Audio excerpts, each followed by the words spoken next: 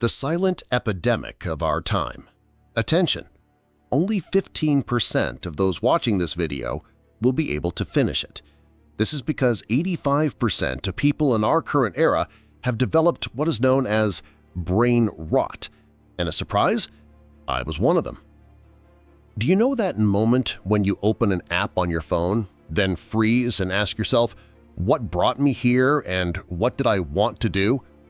Let me reassure you, this isn't early-onset Alzheimer's. These are symptoms of a deeper, more dangerous problem. Your brain, unfortunately, is starting to rot.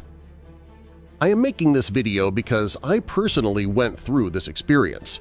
I found myself forgetting appointments and important occasions that should not be forgotten. My focus began to dwindle bit by bit until I became distracted by the slightest thing. I noticed that I had become short-tempered and lost the ability to wait for anything to its conclusion. I grew bored of reading books and watching a movie or a YouTube video that was only 15 minutes long. I even found the mere act of thinking difficult, to the point where I started relying on tools like ChatGPT to think on my behalf for any task requiring mental effort. If you suffer from any of what I've mentioned, then congratulations! The rut has set into your brain. And in a few seconds, you might get a notification on your phone to distract you from this very video which you chose to watch yourself. If the picture isn't clear, your brain, my brain, and the brains of most people today are suffering from a condition called brain rot on a scale unprecedented in history. And this is no laughing matter. If you don't understand how your brain is designed for survival and how it interacts with the immense technological developments around us, believe me, you will be condemning yourself to destruction. You will lose the most precious and important thing that distinguishes you as a human – your mind. Continue watching this video to know exactly what is happening inside your brain, why it has rotted, and how we can treat this problem. Symptoms of a rusted brain. Recently, I began to notice a strange pattern, as if my brain had rusted. I would wake up with no desire to work or achieve anything. I would spend hours scrolling through my phone aimlessly. I found that I had lost the patience to learn anything new or watch long-form content. My temper grew short, and I wanted to get to the point immediately. I stopped enjoying any activity that required focus or mental effort, beginning to see it as tedious. It got to the point where I could be watching a YouTube video while simultaneously scrolling through TikTok on my phone. Only then did I realize that these were all symptoms of my brain rotting. What is brain rot? This term is not from a work of fiction or a zombie movie. It is a real term recognized by the Oxford Dictionary in 2024 as one of the most important terms.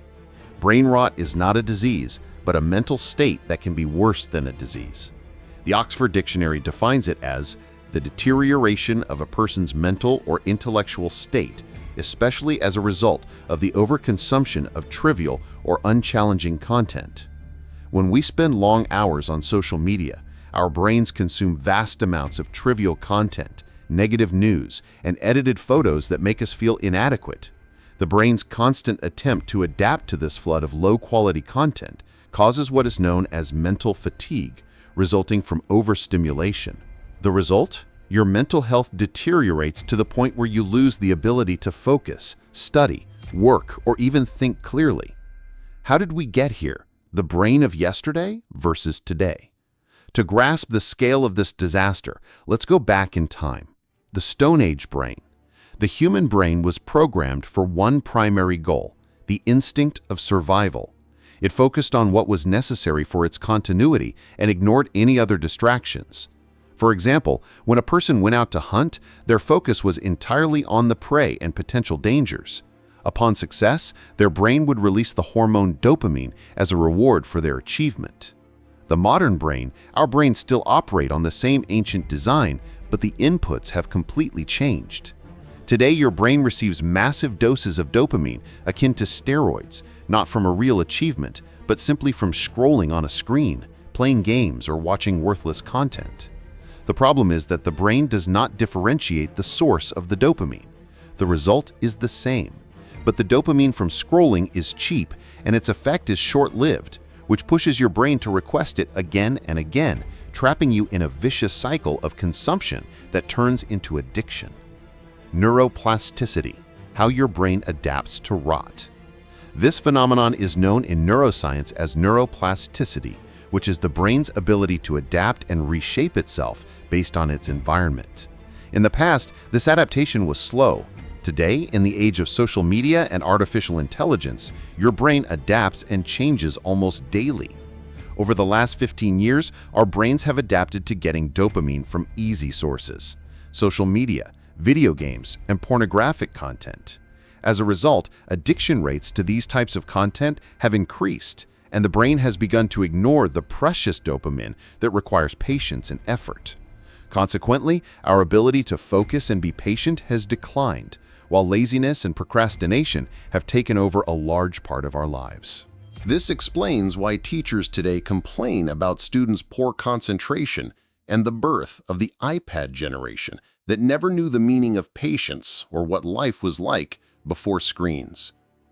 Boredom, which was once a catalyst for creativity and invention, is now treated like a disease, while the cure is in our hands, just a swipe away. The dire consequences, more than just distraction. This situation is not a fleeting state. In a study conducted on 1,051 young adults addicted to social media, it was found that their mental health had severely deteriorated and they had lost the ability to plan, organize, solve problems, and make decisions. Simply put, if you continue on this path, in a few years, you might become just a body holding a phone without a mind.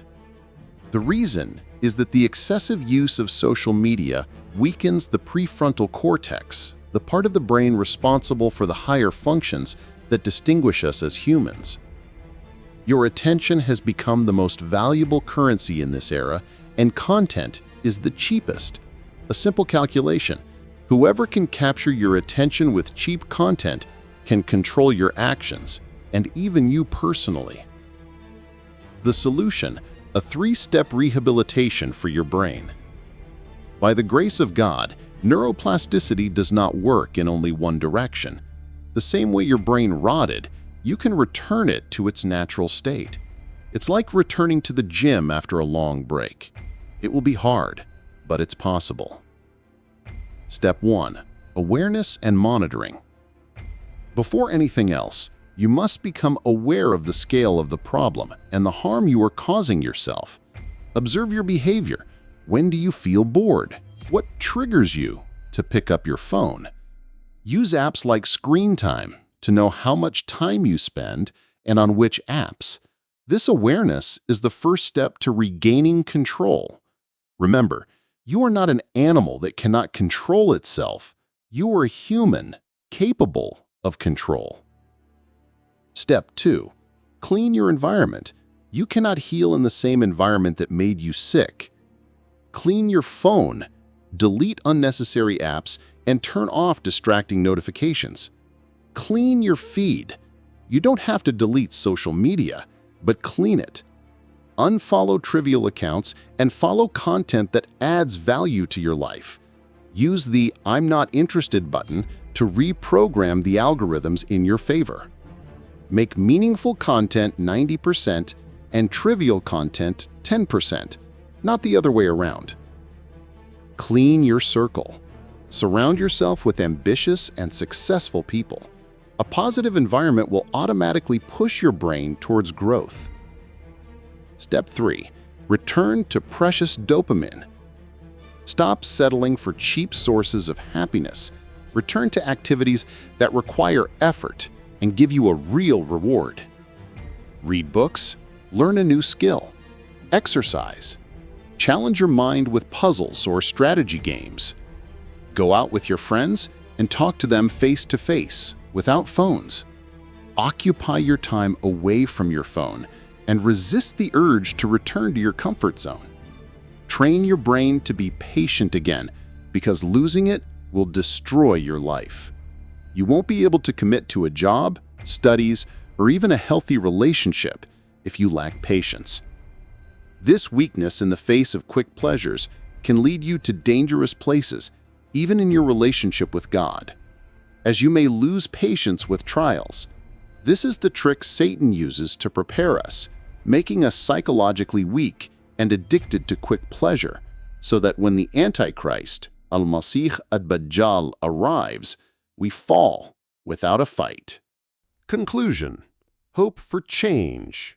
If you have completed the video up to this point, you are indeed among the very few who are still capable of patience, which means there is still hope. The state of brain rot is not permanent.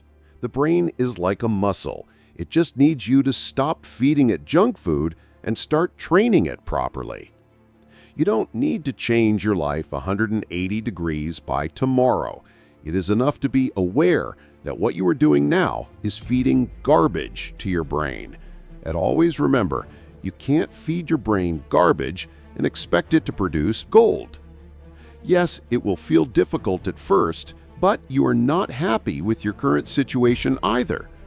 Finally, don't forget to hit the like button to help us clean up the content that appears to people.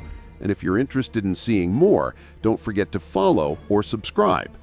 Tell me in the comments what topic you want me to talk about next.